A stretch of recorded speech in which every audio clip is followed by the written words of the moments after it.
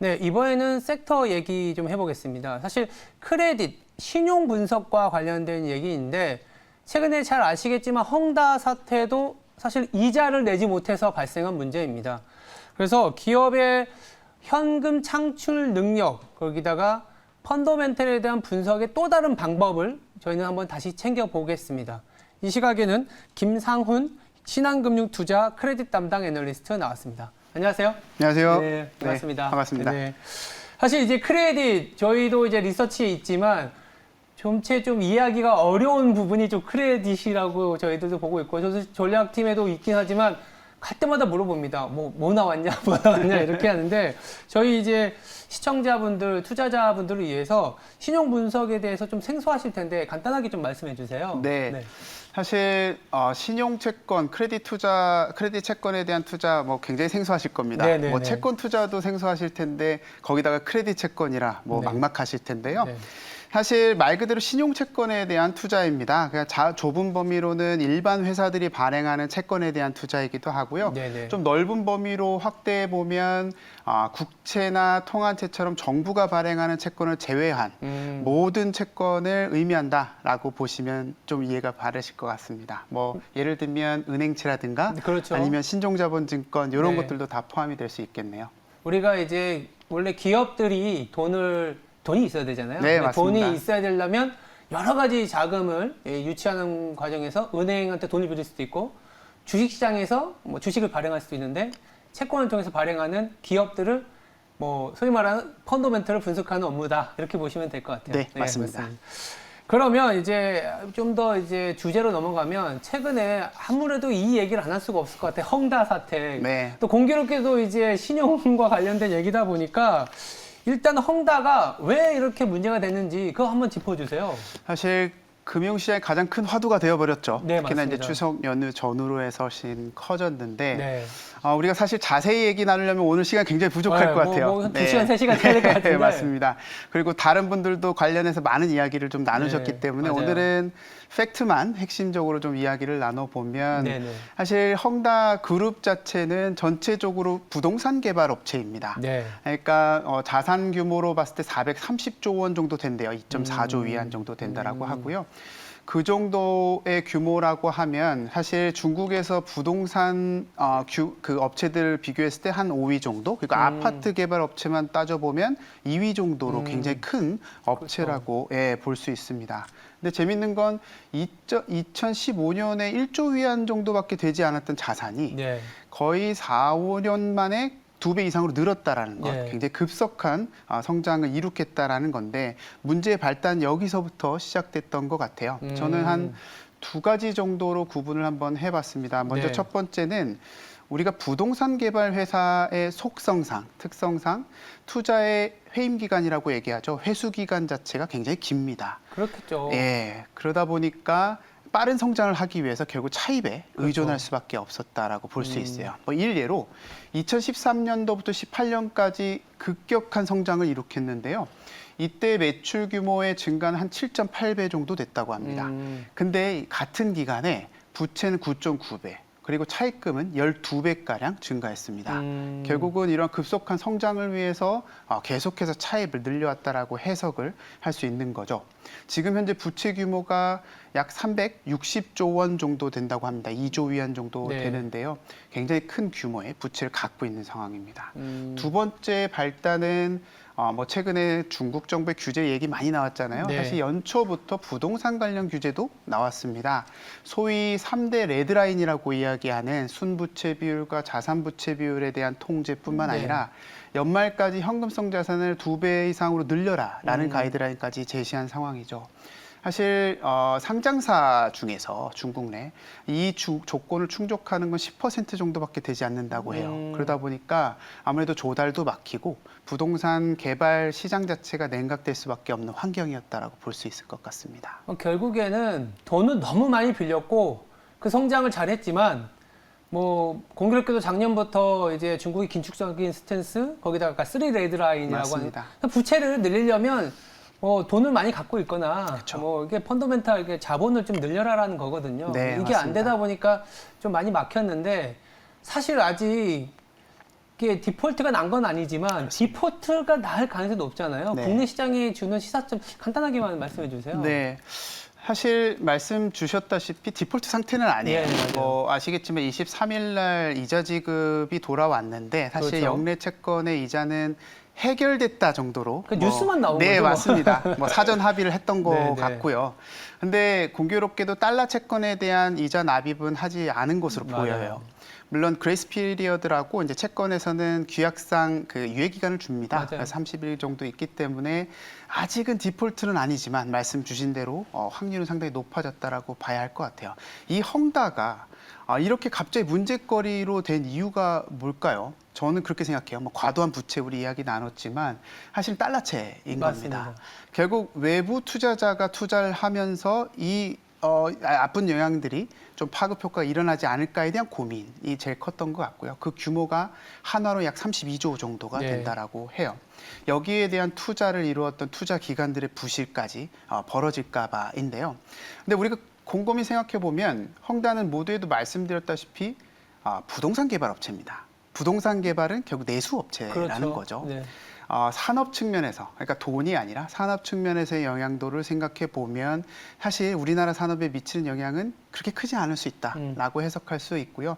굳이 이야기를 나눠보면 신용은 말 그대로 문제가 신용입니다. 결국 심리라는 것이고요. 돈이 막히면 멀쩡했던 업체도 망가질 가능성이 높습니다. 결국 부동산에 대한 고민이 생길 수 있다라는 거고요. 두 네. 번째는 철근을 매개로 철강 업체들의 일부 약간 부담스러운 이슈가 될 수도 있겠다라고 정리할 수 있겠네요.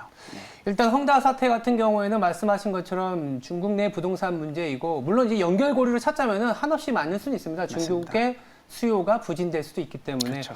이 정도로 얘기하면 될 텐데 또 굳이 이제 논리상으로 연결하다 보면 한국도 마찬가지인 게 금리가 올라가고 있어요. 네. 거기다가 한번 금리를 인상했고 또 다가오는 10월에 또 한 번 인상할 수도 있다. 이런 게 관측이 되다 보니까 금리 상승은 말 그대로 기업한테는 비용일 수밖에 없거든요.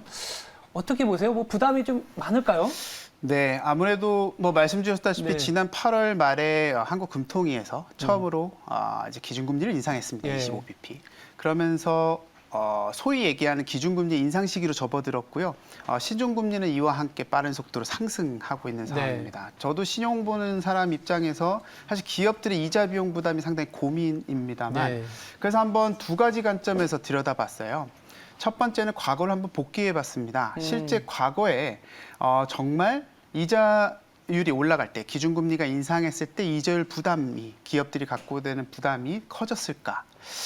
재밌게도 그렇지 않았습니다. 기업들도 생물이죠. 생물이다 보니까 조달 환경의 변화를 예측하고 그 변화에 대응하기 시작합니다. 뭐 예를 들면 회사채의 선발행을 시도한다라든가 아니면 본인 내부의 차입금의 만기 구조를 변화시켜서 이자율 부담을 낮추기도 하고요. 네. 또 하나는 장기 금리에 대한 부담이 있을 경우에는 주로 이제 은행 차입금으로 조달 방향을 바꾸는 방법. 이러한 방향들을 통해서 과거에 이자율 부담을 낮춘 바 있습니다.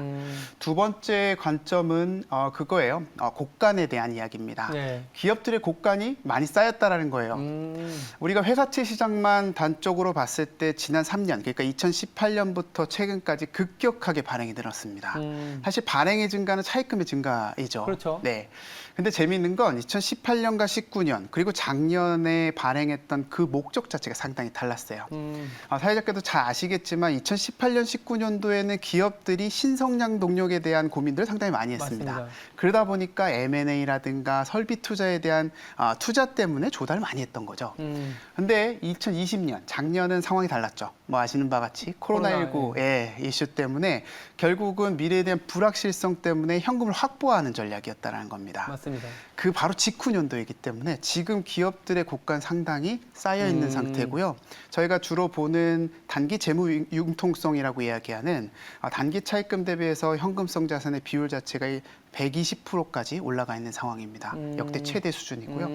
그만큼 곡간이 쌓여 있기 때문에 사실상 이들이 이자 비용 부담을 안고서 무조건 발행해야 되는 상황은 아니지 않을까 이런 생각을 하고 있습니다. 그러니까 무조건 이제 물론 그건 있어요. 금리가 올라간다라는 거는 한마디로 우리도 뭐 부채가 많으면 내야 될 이자가 많은 건 맞죠. 네, 그럼요. 그렇지만 기업 입장에서도 예전에 뭐 부채 비율 자체가 굉장히 높았던 사이클도 아니고 더불어서 그 안에서 체질적으로 뭐 경제가 더 중요하긴 하지만 어쨌든 돈을 다 뭐 조달할 수 있는 여러 가지 방법들이 있기 때문에 다양하게 펼쳐봐야 된다라고 말씀을 드린 것 같고요.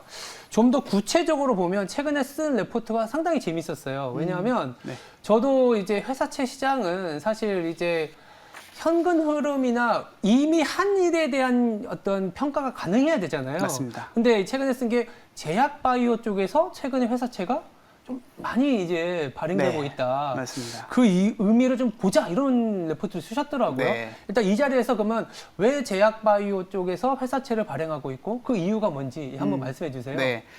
말씀 주신 대로 사실 신용 평가의 측면에서 제약 바이오 업체들은 평가하기 상당히 애매합니다. 그 신약 개발하면은 뭐 10년, 20년 맞습니다. 걸리는데. 예, 제가 그런 표현을 하는데요. 이제 완료한 사업에 대한 평가, 그리고 완료할 사업에 대한 평가라는 이야기를 좀 해요. 네. 사실 신용 평가는 완료한 사업에 대한 평가에 훨씬 더 집중을 하고요.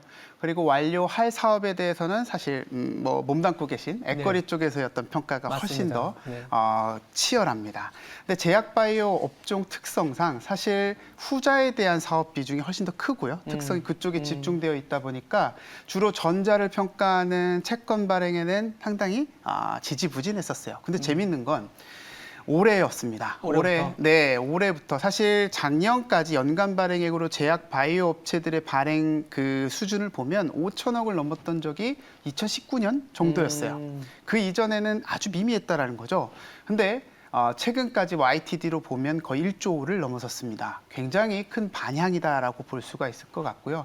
왜 그럴까를 고민을 할 수밖에 없었어요. 근데 아마 두 가지 정도인 것 같습니다. 첫 번째는 우선 삼성 바이오로직스 잘 아시죠? 네, 그렇죠.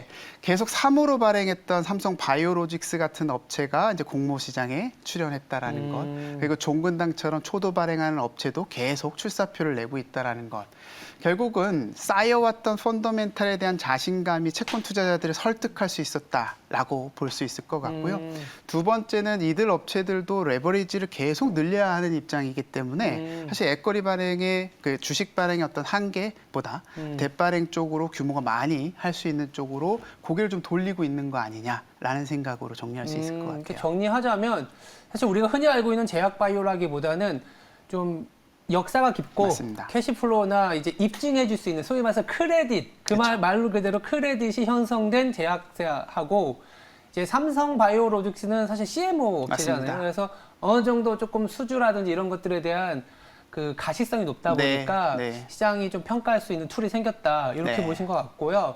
그렇다면 이제 보시기에 그래도 이제 제약 바이오 물론 이제 섹터 담당은 아니지만 크레딧 라인을 봤을 때 이런 기업은 좀 괜찮아 보인다라는 것도 있을 수 있거든요. 어떻게 보세요? 관련해서 말씀드리고 싶은 게 얼마 전에 저희 이제 그 제약바이오 담당인 이동건 수석연구원이 쓴 자료에 보면 신약 개발사들과 CMO 또는 CDO 업체들의 어떤 캐시플로우의 흐름을 그림으로 한번 그려놓은 게 있어요. 그걸 보면 CDO, CMO 업체들은 시간의 흐름상 보면 요렇게 올라간다라고 합니다. 즉 어떤 커브가 꺾이는 리스크는 상당히 적다라는 거죠. 단 신약 개발사들은 올라가다가 꺾이고 그렇죠. 또 요 꺾이고 요 성장 가도를 유지하려면 계속해서 신약 개발해야 된다라는 거죠. 무슨 말이냐면 정확히 지목해 주셨는데요. 사실 신용의 입장에서 적정한 캐시플로우, 그러니까 영업활동 현금 흐름이 나와줘야 그렇죠. 약간 보수적인 채권 투자자들을 설득할 수 있습니다. 그렇죠. 그러다 보니까 CMO 업체들, 뭐 삼성 바이오로직스로 대표되는 그런 업체들의 발행이 조금 더 많아질 가능성이 높다라는 생각을 갖고 있고요.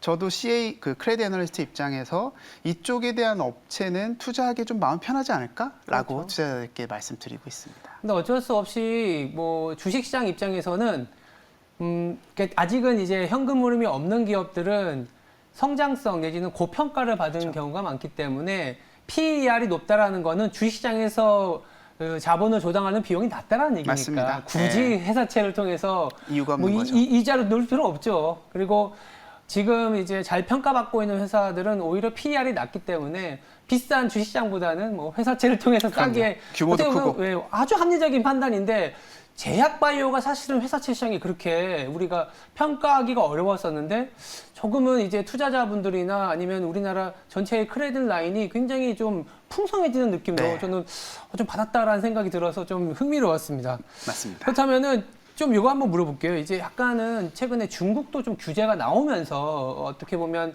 뭐 건설사들 그리고 헝다 같은 사태들이 제2, 제3이 나올 수도 있긴 하겠지만 나왔고 우리나라도 사실은 최근에 부동산 대출이라든지 여러 가지 좀 수요를 억제하는 뭐 기업 입장에서도 조금 규제가 갈 수도 있는 상황인 것 같아요. 그랬을 때 크레딧 관점에서 어떤 뉴스들이 나온다면 조금 눈여겨봐야 될까? 네. 사실 우리가 한 지난주쯤에 만났었다라면 저희가 이제 은행 LCR 규제 완화, 그러니까 단기 유동성 비율에 대한 이야기들을 했을 거예요. 네네. 근데 23일, 24일을 걸치면서 사실 앞으로 9월 말이 종료거든요. 그 종료를 6개월 연장하는 걸로 어느 정도 가닥이 잡히고 있는 것으로 보입니다. 이게 뭐냐면 우리가 일반적으로 어떤 유동성을 투입한다라는 게 큰 그림에서 뭐 통화 정책상 계속 돈을 광의로 푼다라는 것도 있지만요. 사실 은행이 기업이나 가게에 줄 수 있는 그 대출의 한도, 그렇죠. 네, 이런 것들이 상당히 중요하잖아요. 네, 맞습니다. 병목이 될 수 있는데 이 부분을 과거로 다시 돌린다라는 이야기였습니다. 근데 다행히도 고맙게도 6개월 더 연장을 했기 때문에 여기에 대한 어느 정도의 부담은 좀 낮아졌다라고 봐야 될 것 같아요. 그래서 사실 규제에 대한 이슈들, 뭐 대출 규제라든가 이런 것들은 크레딧 시장의 측면에서 바라보면 수급의 부담이 감소한 걸로 해석할 수가 있습니다. 왜냐하면 네. 은행들 입장에서는 규제를 하게 되면 아무래도 이제 캐시플로우 아웃, 돈이 나가야 되는 게 그렇죠. 막히지 않습니까? 그렇죠. 그러면 내부 규제 관리를 할 수 있습니다. 비율에 대한 관리죠. 그러다 보니까 시장 참여자들 입장에서의 부담 자체는 좀 줄어든다라고 해석을 할 수 있을 것 같아요. 그 규제가 오히려 그러면 시장 참여자 입장에서는 그렇게 나쁜 건 아닌 건가요? 지금 현재 연말을 앞두고 있는 상황에서 오히려 규제를 해주면 크레딧 입장에서는 나쁘지 않은 상황입니다. 알겠습니다. 네. 일단은 최근에 이제 워낙 글로벌리 규제 이슈들이 좀 치솟고 있기 때문에 크레딧 관련해서도 뉴스는 좀 챙겨봐야 되는 상황이라서 여쭤봤고요. 그럼 마지막으로 이게 참 근데 일반 투자자분들은 크레딧 투자를 하실 경우는 거의 없으시긴 그렇죠. 하겠지만 네. 어쨌든 기업을 바라보는 하나의 잣대일 수밖에 없거든요. 그랬을 때 뭐 보시기에 뭐 약간 크레딧 관련해서 이러한 지표 아니면 이벤트 꿀팁이라고 할까요? 한번 말씀해 주세요. 이게 항상 이게 질문의 마지막에 그냥 애매한 그렇죠. 인 거긴 합니다만 아무래도 연말까지 우리가 좀 브로드하게 봤을 때 금리 변화가 제일 중요할 것 같습니다. 금리. 네, 우리나라는 기준금리 인상에 대한 고민, 미국은 테이퍼링에 대한 고민들 상당히 매크로 이벤트상 중요한 이벤트이지 않습니까? 맞습니다. 특히나 크레딧 채권 입장에서 3년 금리가 상당히 중요하고요. 국고 3년 금리는 결국은 기준금리 상당히 많이 연동됩니다. 결국은 10월 12일 날 있을 금통위에서 어떻게 결정할지에 따른 다양한 변화들을 고민해 볼 필요가 있을 것 같아요. 크레딧 채권의 가격은 신용 스프레드라는 것으로 이야기를 합니다. 네. 즉 무위험 채권과 크레딧 채권의 차이로 이야기를 하는데 최근에 그 크레딧 스프레드가 많이 확대가 됐어요. 금리에 대한 불확실성 때문에 얹어지면서 이제 회사채 금리는 2%를 넘어섰습니다. 거의 3년 만이고요. 네. 이건 투자자들 입장에서 상당히 매력적인 금리다라고 생각할 수 있는 구간에 들어섰다라고 볼 수 있어요. 뭐 여러분들은 사실 회사채에 직접 투자는 못 하시니까 신용 관련 상품들의 금리도 많이 올라갔다라고 이해를 해주시면 훨씬 더 편하실 것 같고요. 네. 결국은 앞으로 한국은행이 기준금리의 방향을 어떻게 잡을 것인가가 제일 중요할 것 같은데요. 네. 10월 달 금통위에서 우리는 그 답을 좀 찾아봐야 할 것 같습니다. 10월 달에 금리를 올린다면 아무래도 신용 스프레드가 좀 안 좋은 물량은 또 더 벌어질 수도 있겠네요. 네, 좀 고민은 됩니다. 네, 네. 그래서 단기적으로는 사실은 좀 무위험 리스크가 조금은 이제 없는 그 소위 말하는 이제 신용 등급이 좀 낮은 기업들의 수익률은 조금은 높아질 수 있다. 이 정도로 봐야 될 것 같습니다. 알겠습니다. 지금까지 신한금융투자의 김상훈 애널리스트였습니다. 감사합니다. 고맙습니다. 네.